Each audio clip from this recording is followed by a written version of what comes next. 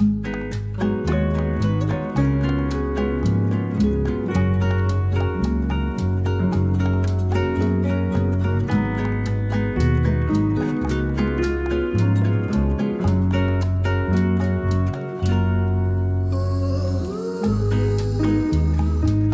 ano de 1950 foi um período de renovação e esperança, marcado por mudanças significativas e eventos memoráveis, tanto no Brasil quanto no mundo.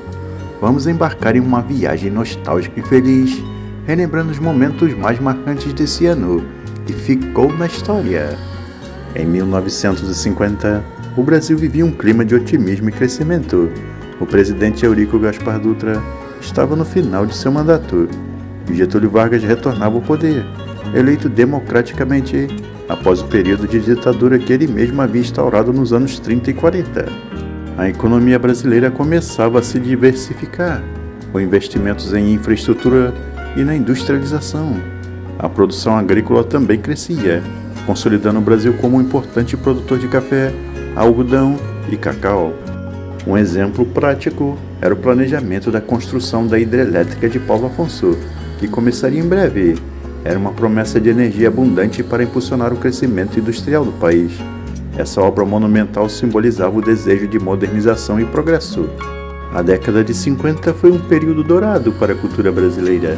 O rádio era o principal meio de comunicação e entretenimento, com programas musicais, novelas e humor, que capturavam a imaginação do público.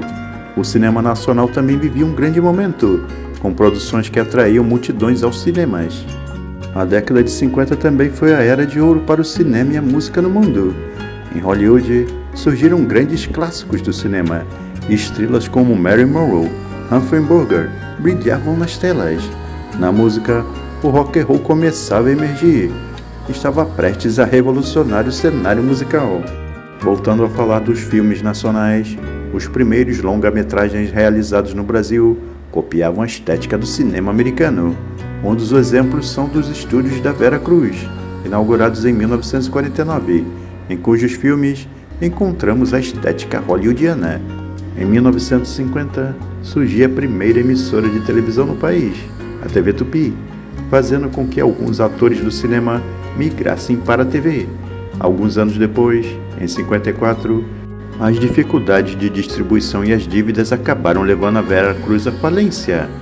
Falando sobre o automobilismo, no ano seguinte, em 1951, Interlagos foi palco da primeira corrida de longa duração, a 24 horas de Interlagos, promovido pela Mercedes-Benz alemã, patrocinadora do evento. Pessoal, que tal você ter um livro que você pode carregar e levar para qualquer lugar que você for?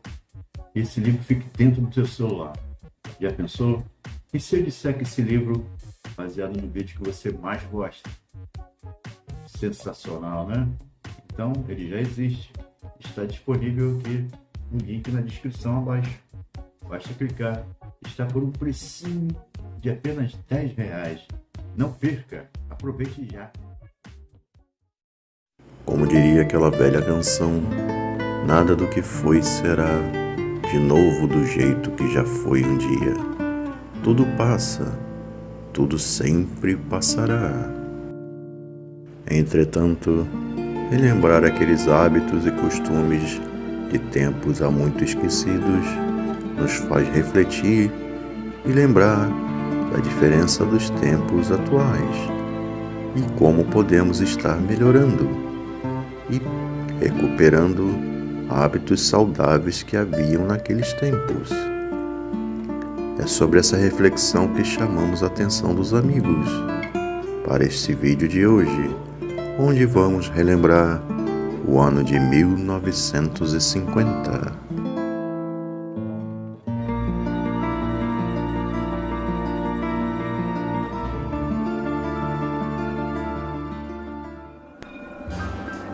Essa viagem a 1950 começa lembrando de fatos marcantes para o Brasil e o mundo. Foi no ano de 1950 que surgiu a primeira rede de TV do Brasil, a Rede Tupi. Sua matriz e geradora, a TV Tupi de São Paulo, era inaugurada no dia 18 de setembro pelo jornalista Assis Chateaubriand, que foi a primeira emissora de TV a operar no país. Pertencia ao grupo Diários Associados, que na época detinha vários jornais e rádios e era um dos maiores conglomerados de mídia do Brasil.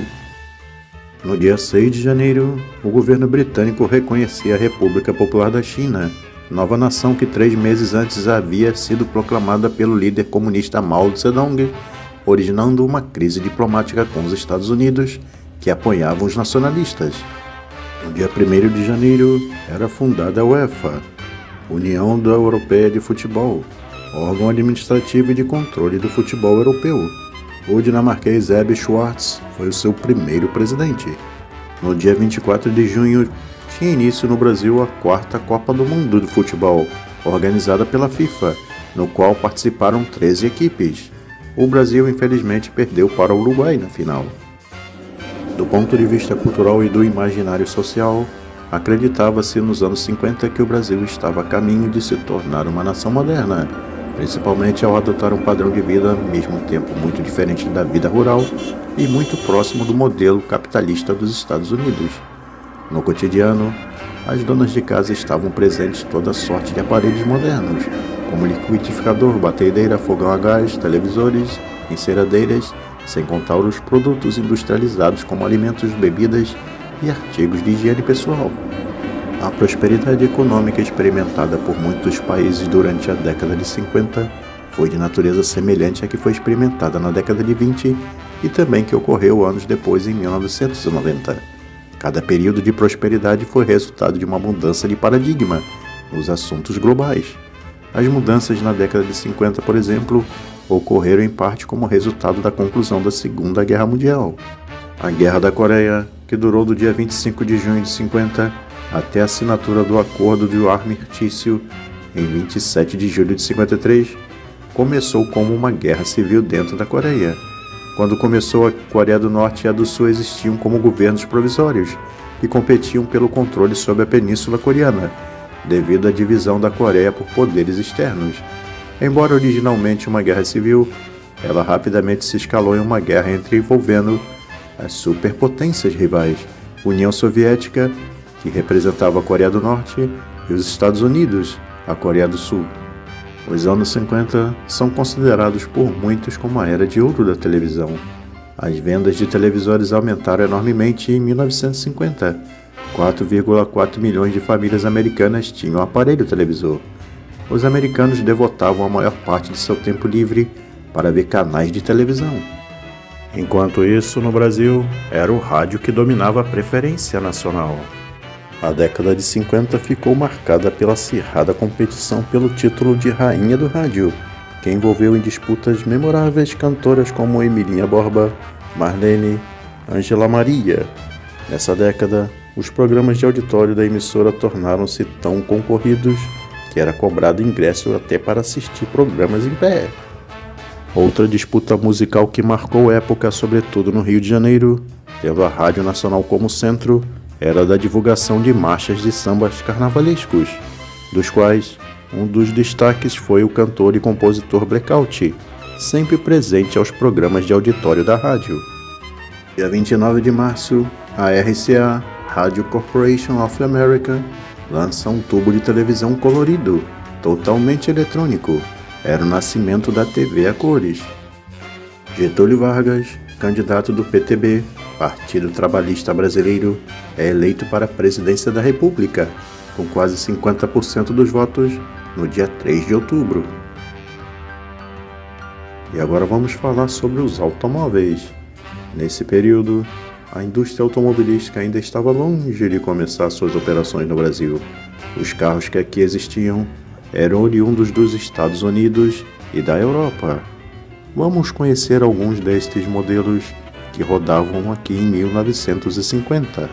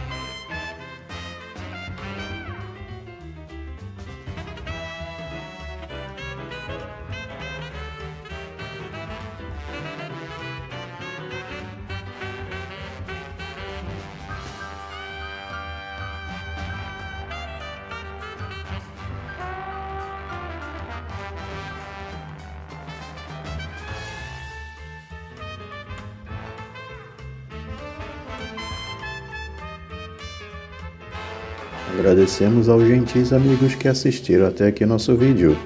Lembrando de curtir e compartilhar. Se ainda não for inscrito no nosso canal, se inscreva. E até o próximo vídeo, pessoal.